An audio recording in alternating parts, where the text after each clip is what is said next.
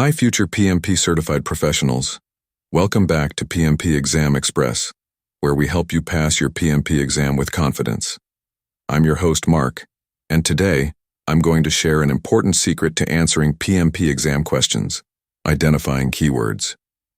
By the end of this video, you'll know exactly how to use keywords to figure out the process groups, knowledge areas, and the project delivery approach to pick the best action for any scenario. Plus, I'll show you how to apply these tips with real-life PMP question. Let's dive in. Let me explain how this works. When you identify keywords, you're actually figuring out several things. Process group. Is this question about initiating, planning, executing, monitoring, or closing? Knowledge area. Is the question about scope, schedule, cost, quality, communication, risk, integration, procurement, resource, or stakeholder? Project delivery approach. Is the project using Agile, predictive, Waterfall, or a hybrid method? Best action.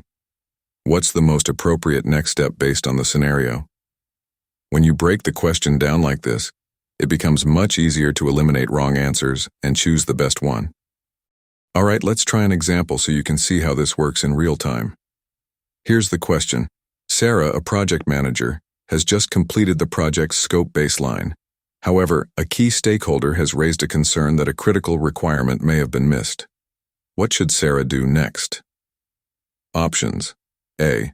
Update the project plan to reflect the missing requirement. B.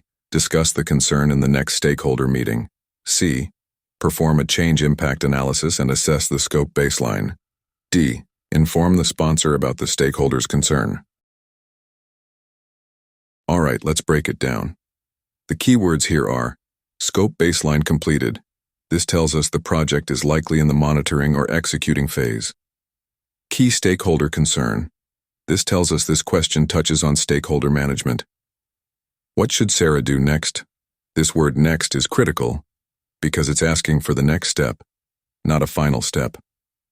So we're probably dealing with a question in the monitoring and controlling process group, and it's related to the scope baseline. Now let's look at the options.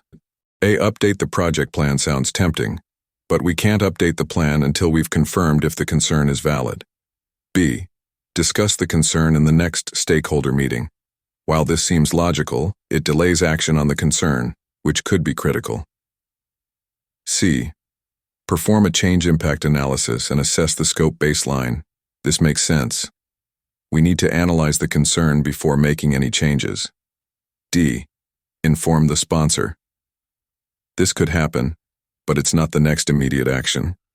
We need to perform analysis first. The correct answer is C. Perform a change impact analysis. The project manager needs to understand the impact of the concern on the project before updating any documents or involving higher stakeholders. All right, let's recap the key tips to help you ace your PMP exam. Focus on keywords. Keywords helps you understand the process group. Knowledge area. Project delivery approach. Best action to take. About process group. Is the project initiating, executing, or closing? Know the knowledge area. Keywords like risk, scope, or cost help pinpoint the topic. Identify the delivery approach. Agile, predictive, hybrid. Pick the best action.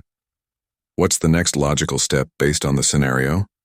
By mastering these strategies, you'll feel much more confident when answering those tricky PMP questions.